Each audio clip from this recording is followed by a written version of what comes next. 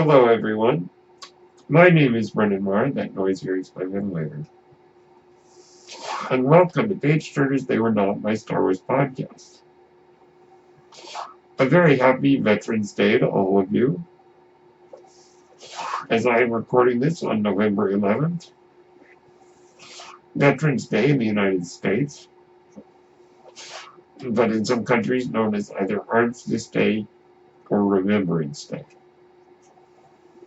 If I'm not mistaken, I know Armistice Day is for sure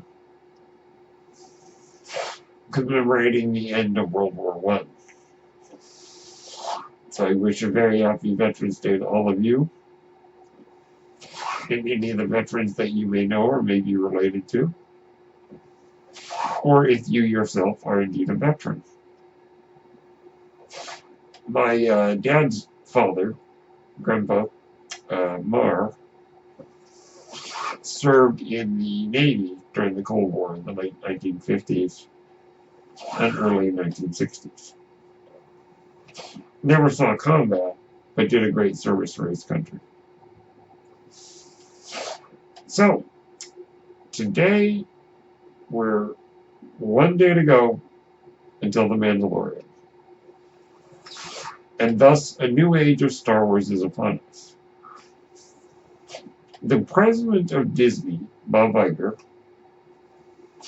which I can't remember if he's the president of Disney or the CEO of Disney. I'm not very savvy at business. Had apparently made a phone call to the shareholders of Disney, which he does regularly, which Joseph Scrimshaw at Force Center is dubbed IgerCon,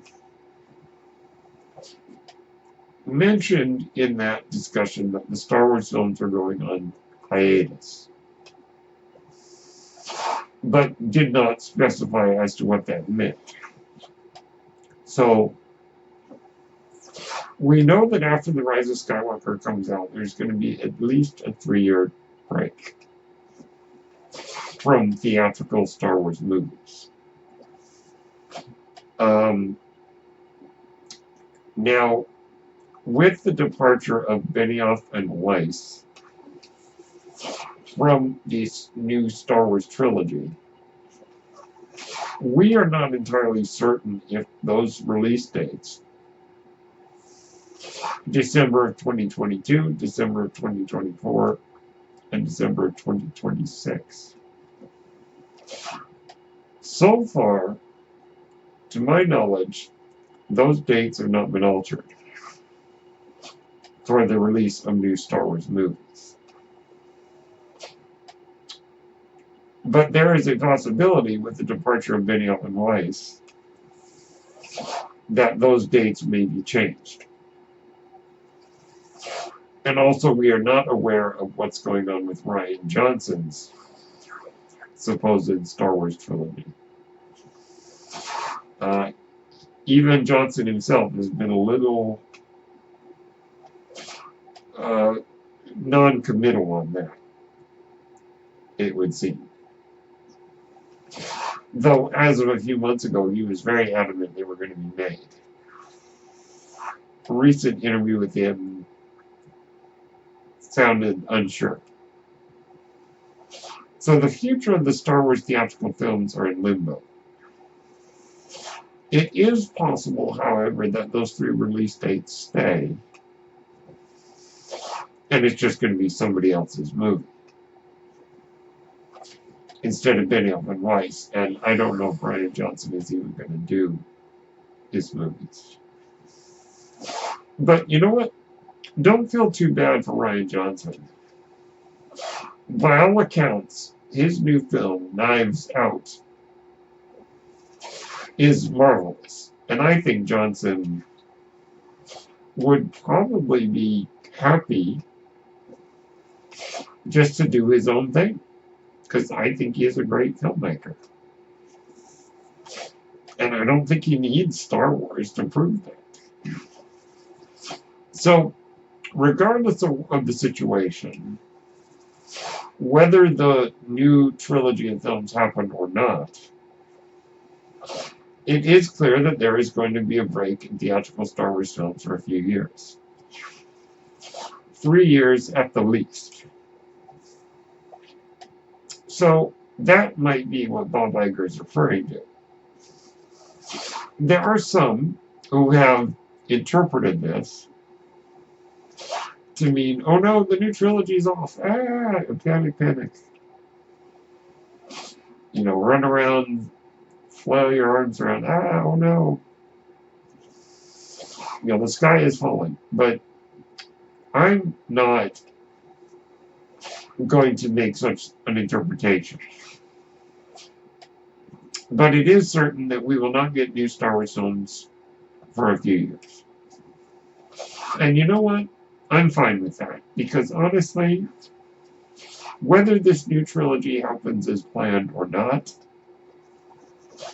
I think we need a break. And I'm not saying that because I don't like the new movies. You all know how much I've loved every new Star Wars film. I could spend 24 hours talking about why I like them. But even then, I think we need to take a little break. Because I think part of the fun of Star Wars is the anticipation of waiting for new movies. And I think that I don't think you could do Star Wars the way you do Marvel. In terms of have like 3 Star Wars films every year. I don't think you could do that. So I think that I'm fine with that break.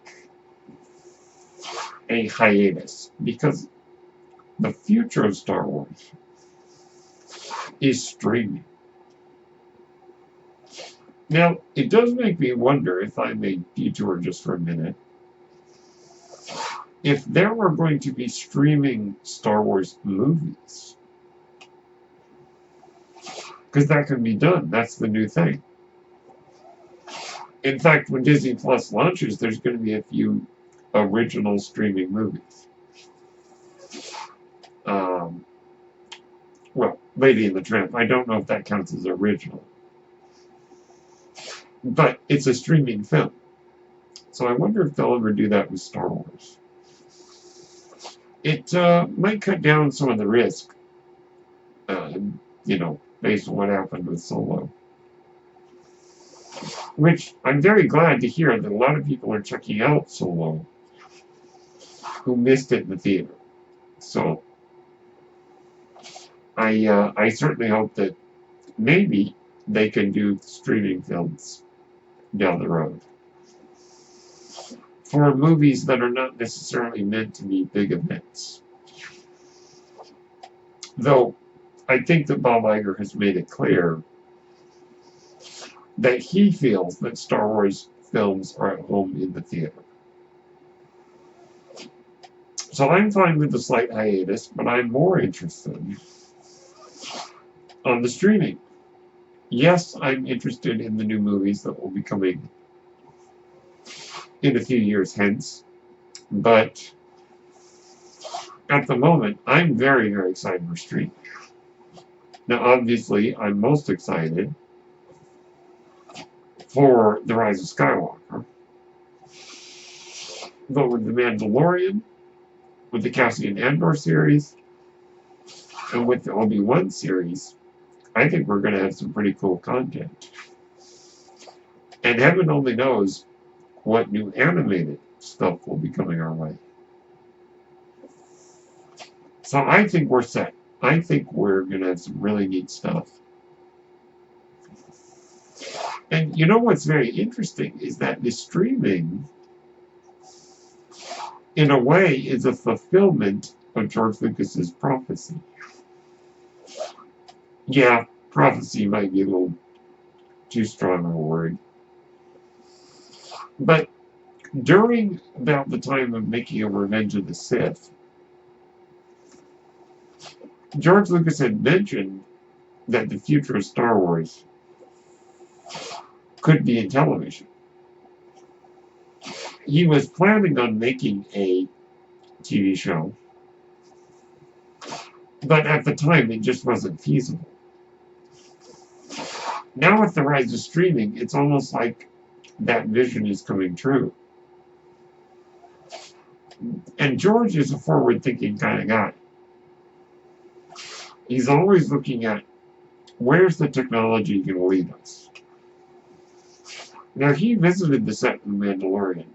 I would be very interested to know what he thinks. He has expressed a bit of disappointment with the new Star Wars movies. But I wonder if The Mandalorian is more to his liking. And it's really nice to see that something he had thought about is coming true. But as George often does, when he comes up with an idea, the rest of the world is a little slow to catch up. Because George is always looking to the horizon as to what's possible. And I think that The Mandalorian particularly is going to show us what is possible. I'm not going to read any reviews or other people's opinion pieces on it. But I believe that there aren't any reviews to be found other than those who were privileged to see a few minutes of footage. I think that they're keeping it all a secret. Because there are rumors that there's going to be some interesting developments on this show. So, I wish them all the best. I hope that The Mandalorian is successful, and I hope that these other two shows are successful. I'm most excited, aside from Mandalorian, for the Kenobi series. But the Cassian Andor Rogue One spin-off opens up a door of possibilities that I think are endless. I mean, maybe, I don't know, maybe Enfys Nest will show up. You know, transition from Solo to this Cassian series. Or Saw Gerrera. Or, I mean, the possibilities are endless. So the future of Star Wars, I think, is in good hands. I know that there has been some discontent about how Disney and Kathleen Kennedy at Lucasfilm has handled Star Wars. But I really hope that the streaming series will demonstrate to us that Star Wars is indeed in good hands. I do hope that the future of Star Wars movies are bright. At the moment, they're kind of murky because we don't really know. But I'm crossing my fingers that The Mandalorian is going to blow me away. And everything that I've seen and heard suggests to me that it will. Are you excited for The Mandalorian? Let me know. Are you excited for the other series? And are you excited about the movies? Even though we don't really know what's coming? Let me know your thoughts. My name is Brennan Moore. That noise you're hearing is my ventilator, and thank you for tuning in to Page Turners They Were Not, my Star Wars podcast. May the Force be with you.